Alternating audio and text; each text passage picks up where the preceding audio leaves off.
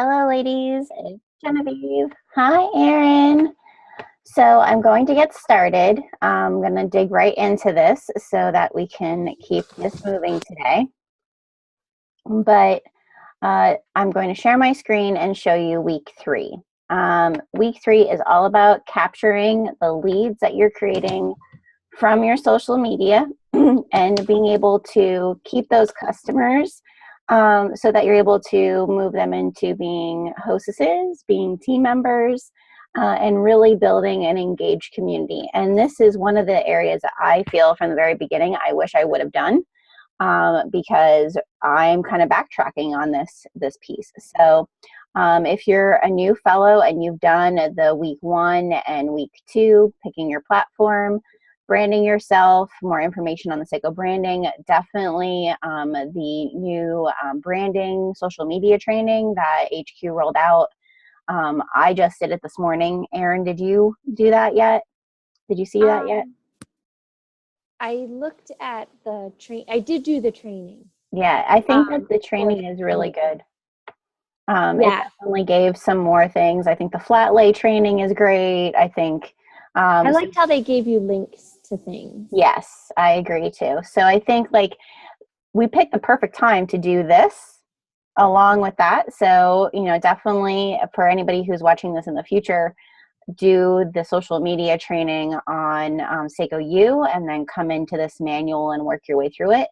But if you're following along with us this week, we're on week 3, which is capturing your leads, which is basically building out your email list. So Jennifer did a really great job explaining basically like how Facebook algorithms are. She explained email marketing really well. Hi, Caitlin.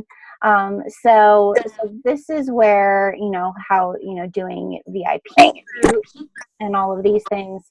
I definitely feel that this is a very key piece. And if you are looking to do this for any longevity of time, having some place where you're not just creating likes and followers, but you're also creating a funnel for those people to start working through. So I would highly suggest reading over this and exactly, you know, really it's about let me tell you a story and that will answer why. So this is pretty much why do you want to do this? And it's about reaching your community and then capturing them. And you know, this is the time of year, if I can be really honest, in October, that if you want to capture customers for the holidays so that your business has momentum through November, December, and yes, January, this is the time to do it. So if you feel like, oh, my summer wasn't so great and you're ready to dig into something, this is definitely the thing to dig into. Other than trying to get bookings for events, this is also a really good time to do something like this because all of us are going to use social media most likely in some shape or form. I'm losing my voice today. For the holidays, which is something that we're learning all about today, which is exciting. So take some time to sit with this and do this piece this week because I really feel you will be above before the cart. Let's say put the horse before the cart, right? Or cart before the horse, or however that terminology goes. But you will be an early adopter as a Seiko fellow. That's really what I believe. If you have a place to capture emails, I do not see a lot of fellows doing something like this. So when you go to the create a landing page, Jennifer walks you through all the different email marketing services. Most popular ones are MailChimp, so some of you might be familiar with that, ConvertKit, Constant Contact. She has notes below about each one. MailChimp is one that has free plans. You can have up to 2,000 subscribers. You can send out 12,000 emails per month. I don't recommend you send 12,000 emails per month.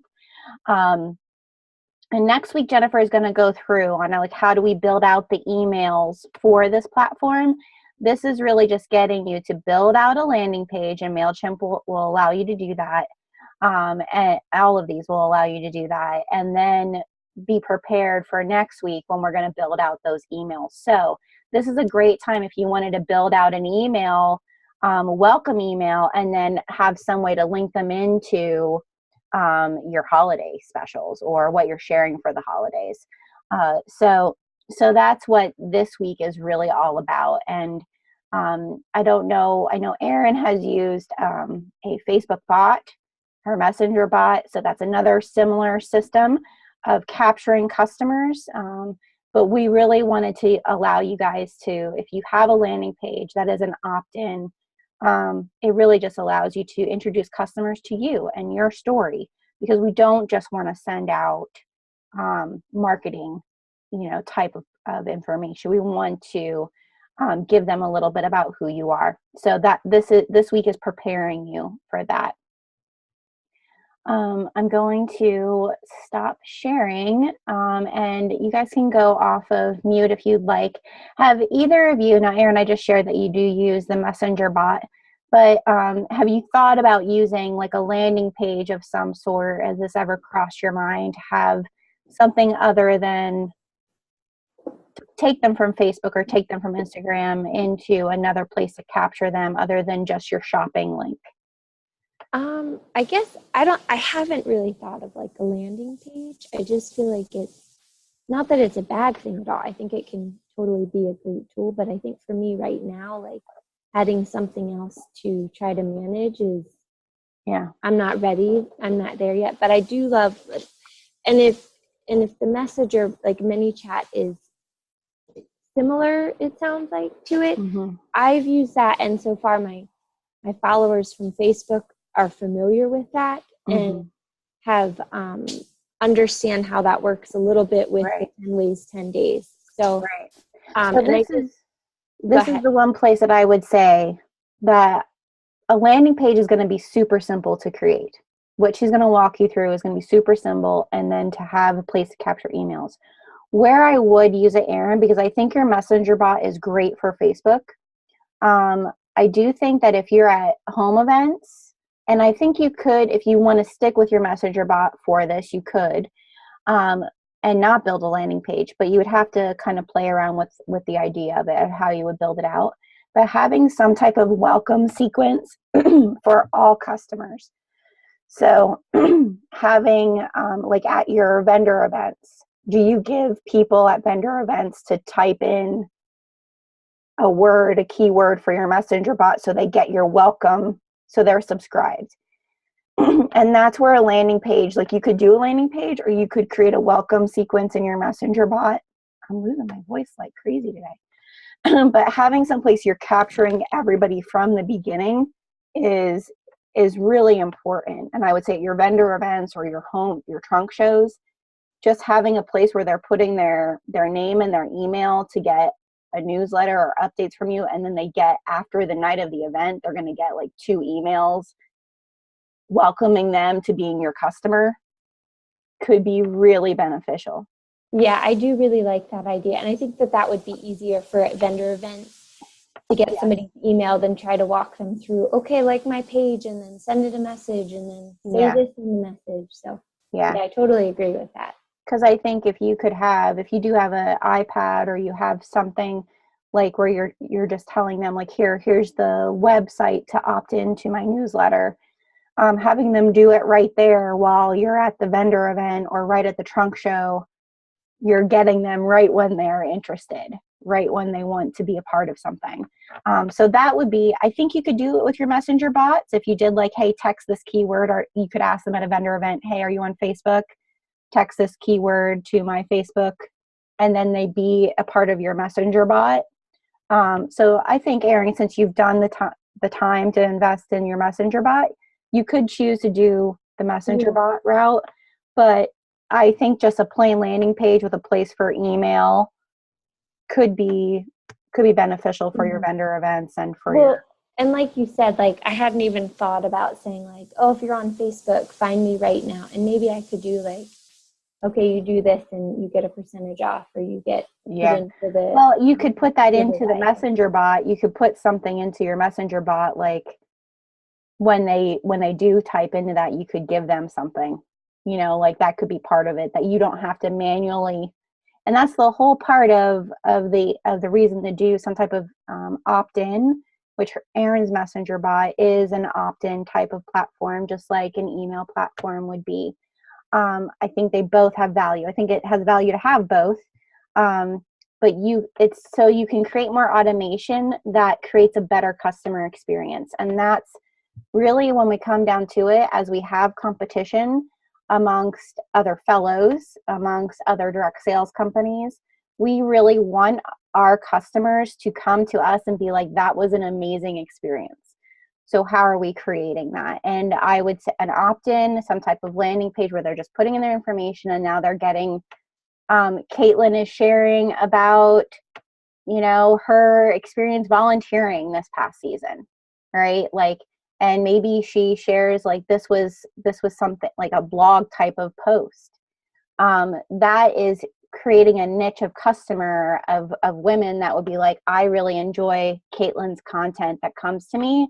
And then when she does share holiday, you're like, oh, I would go to Caitlin because I feel that connection to her. And that's really what you're creating here. It's not a place where I'm saying, and I know Erin doesn't use this with her messenger bot, of just like, here's this sale today, and here, host a show, and here, join my team.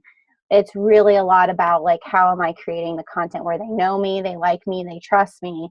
And now when it's time, I can share some type of, this is the way we can work together type of thing. So yeah. Caitlin, have you thought about doing, I know you're like kind of just digging right back in. So have you thought about anything like this? Well, I've been trying to figure out the last couple of days, like I got a lot of people who wanted to sign up for emails when I was at the conference with Liz a few weekends ago. Right. And I just realized like, oh crap, I haven't done anything with that list of people yet. Right. And so I don't want to wait too long, but then I'm like, I need something that's personalized to me, because otherwise if I just put them like on the Seiko Insiders, like, then it never draws them back to me. Right. So, I'm familiar with MailChimp because I use it already with my church. So it might be neat to create my own like Seiko list for that. And I think what's nice about MailChimp is like, so that these people that you collected their information from that talk with Liz, you could create a sequence that's very specific to them. Like the first one could be, I loved meeting you at so-and-so event. Mm-hmm. And you send them a link that has like, here's my business page. Here are the different ways we can work together. Here's a little bit about me. Yeah. And I think like what that's doing is then it's creating a personal touch for a group of people, but then they are in a system so that when it is time for you to share something else, those people are captured there. Mm-hmm. You're not losing them. So I definitely feel like this is a great time, Caitlin, to take those people, build out a landing page on MailChimp, build out a welcome email sequence for yourself. Mm-hmm. And then that way, anybody that you go to at these events could be getting welcome to Caitlin's community, not Seiko's insider community. Yeah. I feel like, and the one reason that Jennifer, I talked about doing this is the key that's going to set you guys apart from as Fellows grows. And a lot of it is very like automated when you're first starting. Some of it is very automated. It's going to make you look different. And that's really, and following everything in those social media guidelines, like having that kind of premise for the branding piece. It'll look unified, but it will also be like, oh, wow, I get to know Erin personally. I get to know Caitlin personally. And that's going to be a big deal. The other thing that I did want to talk about was today we're starting a booking blitz. If you didn't know, we are starting a booking blitz. And let me pull up, I have to look and see what the Did you last see what date. the rewards were for that? I don't know if they had up the rewards. I think they might be sharing that today. Yeah. And that's 2:00 Eastern time, right? Yes, 2 o'clock Eastern time. But the Booking Blitz is starting today. It does not, October 25th is when it ends. They will be shows that are submitted for November and December. So here's my strategy, and I'll just share my strategy. You don't have to make it your own. But I like to book events for the first 2 weeks of November, the first 2 weeks of December, and the last week of January around this time. For me, I try to take off January as much as I can. I feel it's a great time to just reposition yourself, get yourself kind of reorganized. We do some vision casting and goal setting as a team, as a community.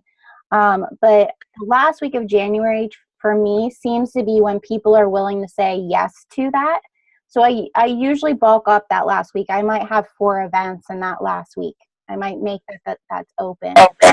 Ooh, and I'm getting some feedback. You guys okay? Is it better now? But the reason I do the first 2 weeks in November and the first 2 weeks of December is I feel like people are very willing around that time frame to still host an event. The last 2 weeks of November, the last 2 weeks of December can be tricky. I'm not saying that you can't do it and that you shouldn't do it. I'm saying that as a mother and a wife and someone who wants to also enjoy my holidays, I use, and that's why this key is so important right now of what we're doing, that last 2 weeks of November and the last weeks of December and those 3 weeks of January, I'm building out specific campaigns for my social media so that I can feel like I'm doing something. All right. I can feel like, okay, there's stuff posting on my Facebook page. I'm creating email sequences for people who've opted in over the past year. Maybe a past hostess one goes out in January to get them prepared for the new product coming out in February. I'm taking that time now to build out those last 2 weeks in November, last 2 weeks in December, and 3 weeks in January using my social media. Because that way you're still staying in front of your customers, but you're not taking yourself away from family and important time. The point of being a Seiko Fellow is that you get to be flexible and be able to make your own schedule. So that's my strategy. Erin and Caitlin, I don't know if you guys have strategies that you've used during this time, but I figured we just talk a little bit about that. So if anybody's watching, they could, glean some information from us. I'll go real quick. Mm-hmm. So mine's definitely similar to yours in that I'm booking all of November, which I may be sending you a message later. Okay. And the first 2 weeks of December. And I was just thinking, there's a day that Seiko marketing usually does like a free ship day as like one of their last normal days to ship. And so I was thinking I would definitely not go past that for a party, but I want to try to get 1 or 2 parties in December, but more like Facebook parties. I don't want to do home parties in December, but I also want to make sure I meet my criteria, right? Those certain levels. But yeah, I'm hoping to. Right now, I have 3 for November, so I'm hoping to get 1 more for November at least, and then have 2 for December, and then, like you said, shoot for the end of January. Right. I think that there are other ways, and like Erin has invested a lot in her Facebook platform. I think there's totally ways that during that time frame that you're saying, like, I want to hit my goal for the month, I'm going to do Facebook events. I think there's also a way that you could create opportunities for people to be purchasing, do a little bit. I think the time frame allows you to do a little bit harder of a push on those platforms because people are looking for last minute things. I wouldn't say overload your people, but think of some strategies or some ways that to build out the content during that time frame. So like you might be leading up to, this is the last day that we can ship. All right. So sharing something like that on your page during those 2 weeks is like, people are like, oh, okay, I saw that post once already that this is the last day. Now I'm seeing it for the second time. I did really want to order something. How do I get in touch with Erin at that stage?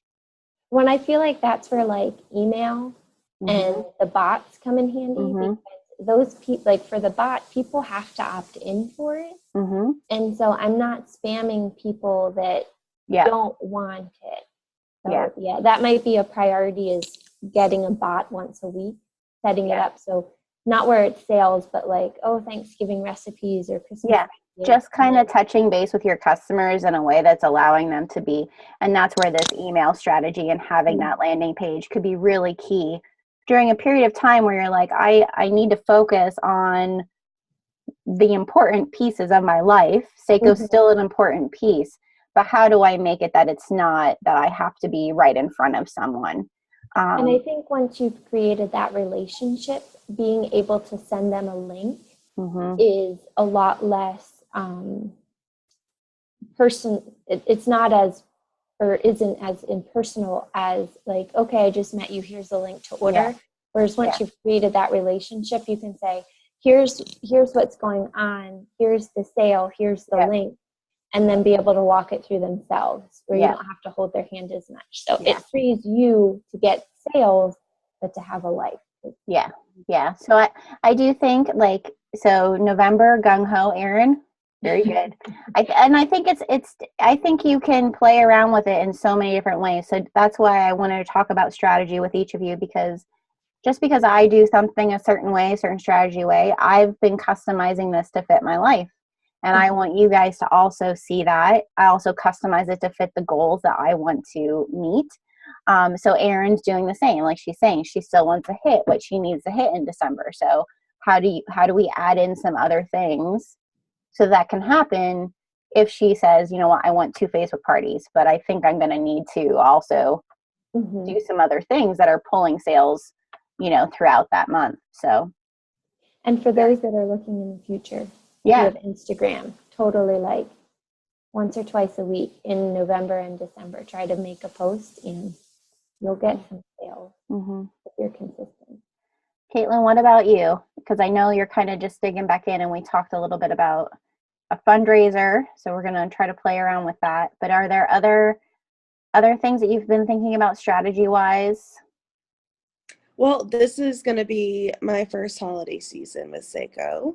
So, honestly, I really haven't been able to give it a lot of thought yet. But I like what you've talked about kind of focusing on the beginnings of each month. I think it'd be really great if I could try and find someone who was interested in doing like a Cyber Monday kind of party. I imagine there's going to be great opportunities that day and more incentives for people to buy. But I want to try and just devise some sort of social media campaign, really targeting shopping, like Christmas shopping with purpose that gives back, which I think is going to be kind of some of like Seiko's general campaign as well that they use. Yeah. I think today you're going to get a lot of I always love when they share this. I think, once we know what their kind of theme is, it will allow us to then take upon ourselves that piece that speaks to us. And that's what I encourage you to do is definitely do we want to share out what they're giving us? Totally. But then look at it and say to yourself, what's the piece that speaks to me? And what I do to build out my content is really, I look at, okay, this is the theme. And then I look at, okay, what products within this theme? Because I feel sometimes we allow ourselves to just be, I just want to share all of it. I want to share all the products. But if I say this is the piece that I feel speaks to me among this, what are the pieces that then I feel I love and adore within that? Because if you try to share everything from this holiday season, it will feel like you're blasting your people. So maybe choose 3 items that you're like, these are the ones that I love. These are the ones that I would want, because you're going to be more excited to talk about those things than trying to be able to talk about all of it. Right. And then I look for things like, it's always fun to, at the holiday time, to think about how am I making this fun? So are there other blog posts that you can share, like Erin, recipes that you could share? Maybe a style board that you could share. The one thing that I feel that direct sales has gotten away from is seeing that content creation takes time. So sitting down and saying to yourself, I'm going to plan out my week in November, my last 2 weeks in November, and really building out a solid campaign for yourself will pay off more than just like, I'm going to just share these pictures. Sure.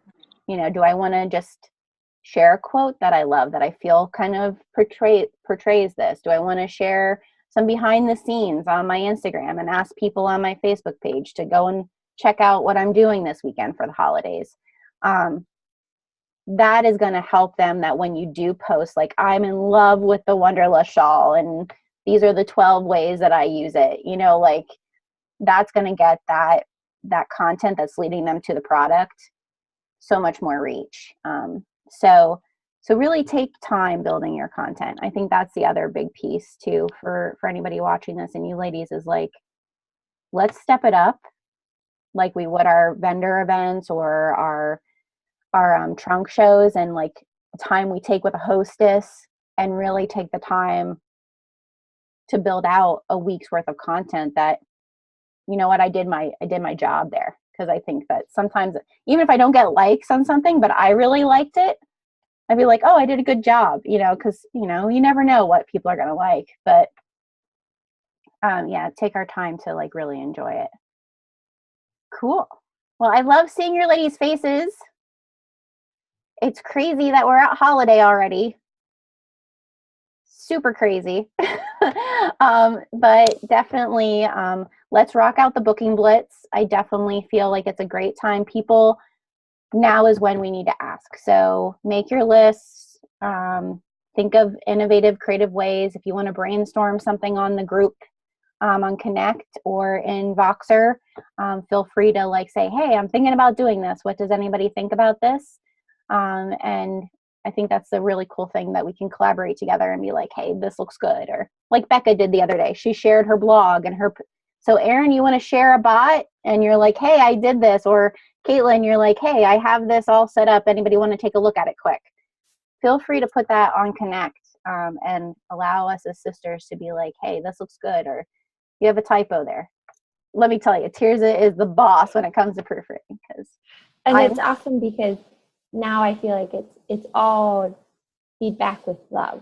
Yeah, totally. Like you can, like I did, how many times did I posting like, can somebody check out this bot to make sure it's working right? Yeah, because, so it's awesome to be able to have that community. As you're learning new things, I mean, I think that's the really cool thing, is like, we're all here to support each other in learning those new things. So yeah. Awesome. All right, ladies, have a great week.